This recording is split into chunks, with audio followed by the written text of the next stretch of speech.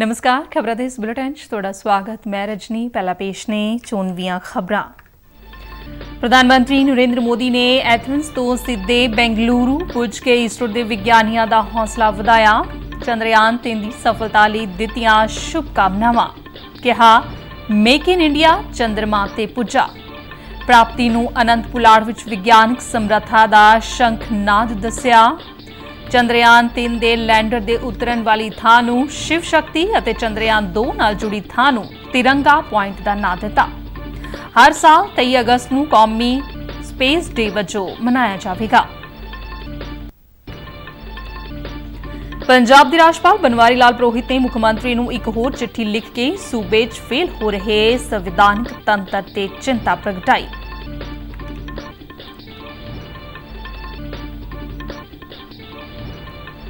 Shri Mata Vaishno Devi shrine board ਪ੍ਰਸ਼ਾਸਨ ਵੱਲੋਂ ਸ਼ਰਧਾਲੂਆਂ ਨੂੰ ਮਿਆਰੀ ਸਹੂਲਤਾਂ ਦੇਣ ਲਈ ਕੌਮੀ ਪੱਧਰ ਤੇ ਈ-ਗਵਰਨੈਂਸ ਦਾ ਗੋਲਡ ਮੈਡਲ। ਹੁਣ ਖਬਰਾਂ ਵਿਸਥਾਰ ਨਾਲ। ਪ੍ਰਧਾਨ ਮੰਤਰੀ ਨਰਿੰਦਰ ਮੋਦੀ ਦੱਖਣ ਅਫਰੀਕਾ ਦੇ ਅਤੇ ਯੂਨਾਨ ਦੇ ਸਫਲ ਦੌਰੇ ਤੋਂ ਬਾਅਦ ਅੱਜ ਸਵੇਰੇ ਬੈਂਗਲੁਰੂ ਪਹੁੰਚੇ। ਪ੍ਰਧਾਨ ਮੰਤਰੀ ਨੇ ਐਥਨਸ ਤੋਂ ਸਿੱਧੇ ਬੈਂਗਲੁਰੂ ਪਰਤ ਕੇ ਇਸਰੋ ਦੇ ਵਿਗਿਆਨੀਆਂ ਦੀ ਹੌਸਲਾ ਅਫਜ਼ਾਈ ਕੀਤੀ। ਉਨ੍ਹਾਂ ਨੇ ਚੰਦਰਮਾ ਦੀ ਸਤ੍ਹਾ ਤੇ ਸੌਫਟ ਲੈਂਡਿੰਗ ਦੇ ਨਾਲ ਸਫਲ ਚੰਦਰਯਾਨ 3 ਮਿਸ਼ਨ ਨੂੰ ਨਵੇਂ ਭਾਰਤ ਦੀ ਨਵੀਂ ਸਵੇਰ ਕਿਹਾ। ਪ੍ਰਧਾਨ ਮੰਤਰੀ ਨੇ ਇਸਰੋ ਦੇ ਵਿਗਿਆਨੀਆਂ ਨੂੰ ਵਧਾਈ ਦਿੰਦਿਆਂ ਕਿਹਾ ਕਿ ਚੰਦਰਯਾਨ 3 ਦੀ ਸਫਲਤਾ ਨਾਲ ਭਾਰਤ ਦਾ ਮਾਣ ਵਧਿਆ ਹੈ। ਪ੍ਰਧਾਨ ਮੰਤਰੀ ਨੇ ਕਿਹਾ ਕਿ ਵਿਗਿਆਨੀਆਂ ਦਾ ਸਮਰਪਣ ਤੇ ਜਨੂੰਨ ਅਸਲ ਵਿੱਚ ਪੁਲਾੜ ਖੇਤਰ ਵਿੱਚ ਰਾਸ਼ਟਰ ਦੀਆਂ ਪ੍ਰਾਪਤੀਆਂ ਪਿੱਛੇ ਪ੍ਰੇਰਕ ਸ਼ਕਤੀਆਂ ਨੇ। ਪ੍ਰਧਾਨ ਮੰਤਰੀ ਨੇ ਵਿਗਿਆਨੀਆਂ ਦੀ ਆਰਟੀਫੀਸ਼ੀਅਲ ਇੰਟੈਲੀਜੈਂਸ ਨੂੰ ਨਮਨ ਕੀਤਾ। ਉਨ੍ਹਾਂ ਕਿਹਾ ਕਿ ਮੇਕ ਇਨ ਇੰਡੀਆ ਚੰਦਰਮਾ ਤੇ ਪੁੱਜ ਗਿਆ ਹੈ ਅਤੇ ਅਨੰਤ ਪੁਲਾੜ ਵਿਗਿਆਨਕ ਸਮਰੱਥਾ ਦਾ ਸ਼ੰਖਨਾਦ ਹੈ। ਉਨ੍ਹਾਂ ਕਿਹਾ ਕਿ ਭਾਰਤ ਉੱਥੇ ਪੁੱਜਾ ਹੈ ਜਿੱਥੇ ਕੋਈ ਨਹੀਂ ਪੁੱਜਿਆ। ਉਨ੍ਹਾਂ ਇਸ ਉਪਲਬਧੀ ਨੂੰ ਹਰੇਕ ਭਾਰਤੀ ਦੀ ਜਿੱਤ ਦੱਸਿਆ। ਪ੍ਰਧਾਨ ਮੰਤਰੀ ਨੇ ਐਲਾਨ ਕੀਤਾ ਹੈ ਕਿ ਚੰਦਰਯਾਨ 3 ਦੇ ਲੈਂਡਰ ਦੀ ਉਤਰਨ ਦੀ ਥਾਂ ਨੂੰ ਹੁਣ ਸ਼ਿਵ ਸ਼ਕਤੀ ਦੇ ਨਾਂ ਨਾਲ ਜਾਣਿਆ ਜਾਵੇਗਾ। ਇਸ ਤੋਂ ਇਲਾਵਾ ਚੰਦਰਮਾ ਤੇ ਚੰਦਰਯਾਨ 2 ਦੇ ਨਾਲ ਜੁੜੀ ਥਾਂ ਨੂੰ ਹੁਣ ਤਿਰੰਗਾ ਪੁਆਇੰਟ ਦੇ ਨਾਂ ਨਾਲ ਜਾਣਿਆ ਜਾਵੇਗਾ। ਉਨ੍ਹਾਂ ਚੰਦਰਯਾਨ 3 ਦੀ ਸਫਲਤਾ ਵਿੱਚ ਮਹਿਲਾ ਵਿਗਿਆਨੀਆਂ ਦਾ ਅਹਿਮ ਭੂਮਿਕਾ ਦਾ ਜ਼ਿਕਰ ਕਰਦਿਆਂ ਕਿਹਾ ਕਿ ਭਾਰਤ ਮਾਨਵਤਾ ਦੇ ਕਲਿਆਣ ਵਚਨਬੱਧ ਹੈ। ਉਨ੍ਹਾਂ ਕਿਹਾ ਕਿ ਅੱਜ ਭਾਰਤ ਦੀ ਗਿਣਤੀ ਮੁੱਢਲੀ ਕਤਾਰ ਦੇ ਦੇਸ਼ਾਂ ਵਿੱਚ ਹੋ ਰਹੀ ਹੈ। ਉਨ੍ਹਾਂ ਐਲਾਨ ਕੀਤਾ ਹੈ ਕਿ ਹਰ ਸਾਲ 23 ਅਗਸਤ ਨੂੰ ਕੌਮੀ ਸਪੇਸ ਡੇ ਦੇ ਰੂਪ ਵਿੱਚ ਮਨਾਇਆ ਜਾਵੇਗਾ। कि वो बेसब्री हावी हो जाती है। इस बार मेरे साथ भी ऐसा ही हुआ है। सवेरे सवेरे आप सभी को और इतना और टाइम आते ही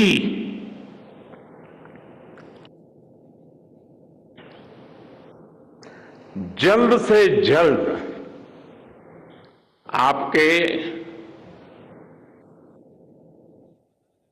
दर्शन करना चाहता था। चंद्रयान 2 के पद चिन्ह जहां है वो स्थान आज से तिरंगा पॉइंट कहलाएगा और जहां पर चंद्रयान 3 का मून लैंडर पहुंचा है वो स्थान आज से शिव शक्ति पॉइंट कहलाएगा।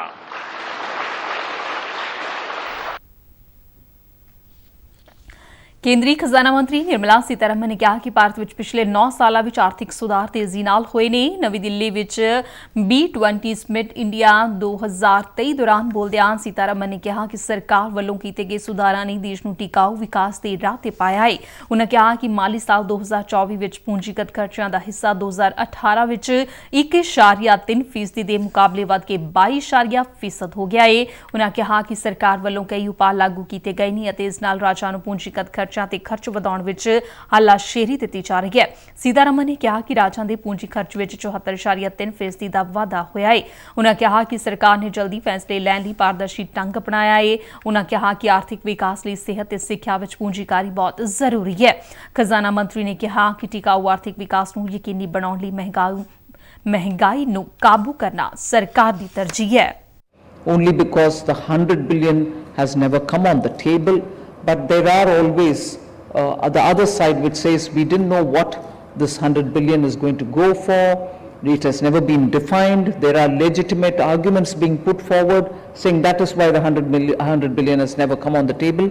But the fact remains that few countries, and I'm happy to say India is one among them, have funded their own commitments given in Paris and fulfilled their nationally determined commitments with their own resources. ਵਿਦੇਸ਼ ਰਾਜ ਮੰਤਰੀ ਵੀ ਮੁਰਲੀਧਰਨ ਨੇ ਕਿਹਾ ਕਿ Bharat G20 ਦੀ ਪ੍ਰਧਾਨਗੀ ਦੌਰਾਨ ਨਵੀਂ ਪਹੁੰਚ ਪੇਸ਼ ਕਰਨਾ ਚਾਹੁੰਦਾ ਹੈ। ਉਹਨਾਂ ਨੇ ਇਸ ਗੱਲ ਤੇ ਜ਼ੋਰ ਦਿੱਤਾ ਕਿ G20 ਨੂੰ ਖਾਸ ਦੇਸ਼ਾਂ ਦਾ ਸੰਗਠਨ ਨਹੀਂ ਹੋਣਾ ਚਾਹੀਦਾ, ਸਗੋਂ ਵਿਸ਼ਵ ਦ੍ਰਿਸ਼ਟੀਕੋਣ ਨੂੰ ਧਿਆਨ ਵਿੱਚ ਰੱਖਦੇ ਆਪਣਾ ਪੱਖ ਪੇਸ਼ ਕਰਨਾ ਚਾਹੀਦਾ ਹੈ, ਖਾਸ ਤੌਰ ਤੇ ਘੱਟ ਵਿਕਸਿਤ ਤੇ ਵਿਕਾਸਸ਼ੀਲ ਦੇਸ਼ਾਂ ਦਾ। ਪ੍ਰਸਾਰ ਭਾਰਤੀ ਨਾਲ ਇੱਕ ਵਿਸ਼ੇਸ਼ ਇੰਟਰਵਿਊ ਦੌਰਾਨ ਮੁਰਲੀਧਰਨ ਨੇ ਕਿਹਾ ਕਿ ਇਸ ਵਾਰ G20 ਦੀ ਪ੍ਰਧਾਨਗੀ ਕਈ ਤਰੀਕਿਆਂ ਨਾਲ ਵੱਖਰੀ ਹੈ। ਉਹਨਾਂ ਕਿਹਾ ਕਿ ਇਹ ਕੂਟਨੀਤਿਕ ਪ੍ਰੋਗਰਾਮ ਹੋਣ ਦੀ ਬਜਾਏ ਆਮ ਆਦਮੀ ਦਾ ਪ੍ਰੋਗਰਾਮ ਬਣ ਗਿਆ ਹੈ ਅਤੇ ਇਹ G20 ਲੋਕਾਂ ਦੇ ਸਮੂਹ ਵਿੱਚ ਬਦਲ ਗਿਆ ਹੈ। ਉਹਨਾਂ ਕਿਹਾ ਕਿ ਭਾਰਤ ਦੀ G20 ਪ੍ਰਧਾਨਗੀ ਦਾ ਥੀਮ ਵਾਸੁਦੇਵ ਕੁਟੁੰਬਕਮ, ਇੱਕ ਧਰਤੀ, ਇੱਕ ਪਰਿਵਾਰ, ਇੱਕ ਭਵਿੱਖ ਸਿਰਫ ਇੱਕ ਨਾਰਾ ਹੀ ਨਹੀਂ ਹੈ। ਪੰਜਾਬ ਦੇ ਰਾਜਪਾਲ ਬਨਵਾਰੀ ਲਾਲ ਪ੍ਰੋਹਿਤ ਵੱਲੋਂ ਮੁੱਖ ਮੰਤਰੀ ਨੂੰ ਪੱਤਰ ਲਿਖ ਕੇ ਬੀਤੇ ਕੁਝ ਮਹੀਨਿਆਂ ਦੌਰਾਨ ਕਈ ਮੁੱਦਿਆਂ ਤੇ ਮੁੱਖ ਮੰਤਰੀ ਪਾਸੋਂ ਮੰਗੀ ਗਈ ਜਾਣਕਾਰੀ ਨਾ ਦੇਣ ਦੀ ਗੱਲ ਦੁਹਰਾਈ ਗਈ ਹੈ। ਪੱਤਰ 'ਚ ਉਨ੍ਹਾਂ ਲਿਖਿਆ ਹੈ ਕਿ ਇਹ ਦੁੱਖ ਦਾ ਵਿਸ਼ਾ ਹੈ ਕਿ ਮੁੱਖ ਮੰਤਰੀ ਜਾਣਕਾਰੀ ਦੇਣ ਵਿੱਚ ਨਾਕਾਮ ਰਹੇ ਨੇ, ਜਦਕਿ ਭਾਰਤ ਦੇ ਸੰਵਿਧਾਨ ਦੀ ਧਾਰਾ 167 ਵਿੱਚ ਇਹ ਪੂਰੀ ਤਰ੍ਹਾਂ ਸਪਸ਼ਟ ਹੈ ਕਿ ਸੂਬੇ ਦੀ ਪ੍ਰਸ਼ਾਸਨਿਕ ਮਾਮਲਿਆਂ ਸੰਬੰਧੀ ਰਾਜਪਾਲ ਵੱਲੋਂ ਮੰਗੀ ਗਈ ਜਾਣਕਾਰੀ ਉਪਲਬਧ ਕਰਵਾਉਣਾ ਲਾਜ਼ਮੀ ਹੁੰਦਾ ਹੈ। ਰਾਜਪਾਲ ਨੇ ਕਿਹਾ ਕਿ ਜਵਾਬ ਦੇਣਾ ਤਾਂ ਦੂਰ ਦੀ ਗੱਲ ਹੈ, ਮੁੱਖ ਮੰਤਰੀ ਨੇ ਗੈਰ ਜ਼ਰੂਰੀ ਅਤੇ ਗੈਰ ਵਾਜਿਬ ਟਿੱਪਣੀਆਂ ਕਰਕੇ ਚੰਗਾ ਪ੍ਰਦਰਸ਼ਨ ਨਹੀਂ ਕੀਤਾ। ਰਾਜਪਾਲ ਬਨਵਾਰੀ ਲਾਲ ਪ੍ਰੋਹਿਤ ਨੇ ਕਿਹਾ ਕਿ ਪੰਜਾਬ ਵਿੱਚ ਵੱਡੇ ਪੱਧਰ ਤੇ ਨਸ਼ੀਲੇ ਪਦਾਰਥਾਂ ਦੀ ਉਪਲਬਧਤਾ ਅਤੇ ਇਸ ਦੀ ਵਰਤੋਂ ਸਮੇਂ ਵੱਖ-ਵੱਖ ਏਜੰਸੀਆਂ ਤੋਂ ਮਿਲੀਆਂ ਰਿਪੋਰਟਾਂ ਮੁਤਾਬਿਕ ਸੂਬੇ ਵਿੱਚ ਹਰ ਪੰਜਵਾਂ ਵਿਅਕਤੀ ਨਸ਼ੇ ਦਾ ਆਦੀ ਹੈ ਅਤੇ ਇਹ ਤੱਥ ਪੰਜਾਬ ਵਿੱਚ ਕਾਨੂੰਨ ਵਿਵਸਥਾ ਦੇ ਖਰਾਬ ਹੋਣ ਵੱਲ ਇਸ਼ਾਰਾ ਕਰਦੇ ਨੇ।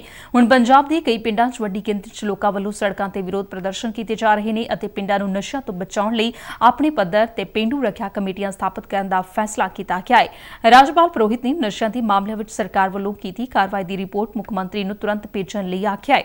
ਰਾਜਪਾਲ ਨੇ ਕਿਹਾ ਕਿ ਜੇ ਸੂਬਾ ਸਰਕਾਰ ਵੱਲੋਂ ਕਾਨੂੰਨ ਦੇ ਘੇਰੇ 'ਚ ਰਹਿੰਦਿਆਂ ਕੰਮ ਨਹੀਂ ਕੀਤਾ ਗਿਆ ਤਾਂ ਬਤੌਰ ਰਾਜਪਾਲ ਉਨ੍ਹਾਂ ਕੋਲ ਕਾਨੂੰਨ ਅਤੇ ਸੰਵਿਧਾਨ ਮੁਤਾਬਿਕ ਕਾਰਵਾਈ ਕਰਨ ਤੋਂ ਇਲਾਵਾ ਕੋਈ ਹੋਰ ਬਦਲ ਨਹੀਂ ਹੋਵੇਗਾ। ਆਵਾਸ ਅਤੇ ਸ਼ਹਿਰੀ ਮਾਮਲਿਆਂ ਬਾਰੇ ਮੰਤਰਾਲਾ ਵੱਲੋਂ ਰੇਹੜੀ ਫੜੀ ਵਾਲਿਆਂ ਅਤੇ ਛੋਟੇ ਪੱਧਰ ਤੇ ਕੰਮ ਸ਼ੁਰੂ ਕਰਨ ਵਾਲੀਆਂ ਮਹਿਲਾਵਾਂ ਨੂੰ ਕਰਜ਼ਾ ਦੇ ਕੇ ਉਨ੍ਹਾਂ ਦੇ ਸੰਪੂਰਨ ਵਿਕਾਸ ਅਤੇ ਆਰਥਿਕ ਉન્નਤੀ ਲਈ ਸਸ਼ਕਤ ਕਰਨ ਵਾਸਤੇ ਪ੍ਰਧਾਨ ਮੰਤਰੀ ਸਵੈਨਿਧੀ ਯੋਜਨਾ ਦੀ ਸ਼ੁਰੂਆਤ ਕੀਤੀ ਗਈ।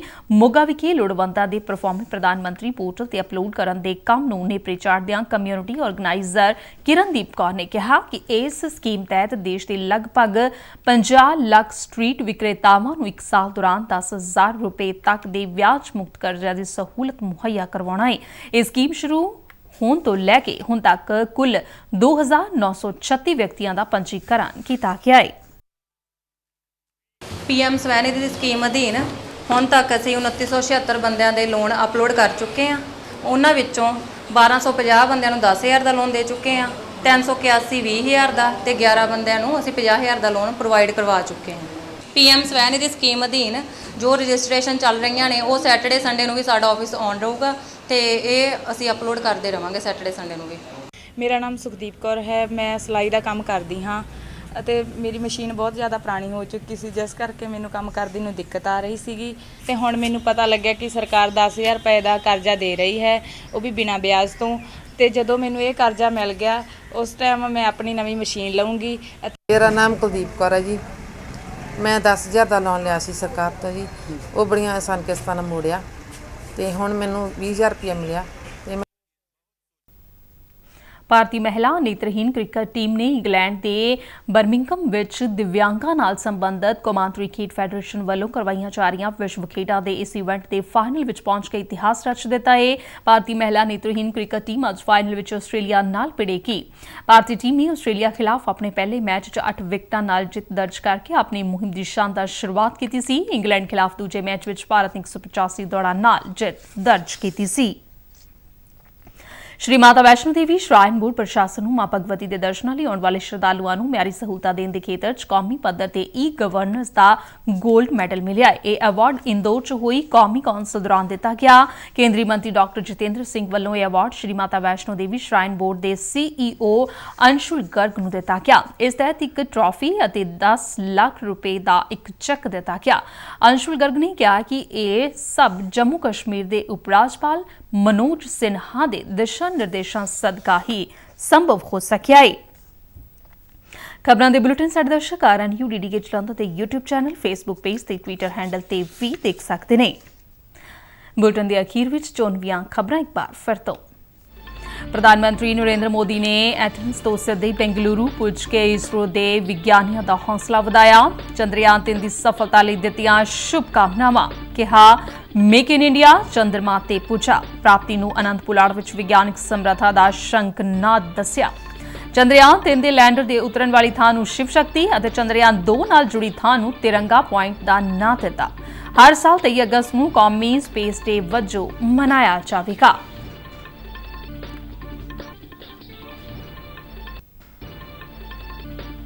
ਪੰਜਾਬ ਦੇ ਰਾਜਪਾਲ ਬਨਵਾਰੀ ਲਾਲ ਪੁਰੋਹਿਤ ਨੇ ਮੁੱਖ ਮੰਤਰੀ ਨੂੰ ਇੱਕ ਹੋਰ ਚਿੱਠੀ ਲਿਖ ਕੇ ਸੂਬੇ 'ਚ ਫੇਲ ਹੋ ਰਹੇ ਸੰਵਿਧਾਨਕ ਤੰਤਰ ਤੇ ਚਿੰਤਾ ਪ੍ਰਗਟਾਈ।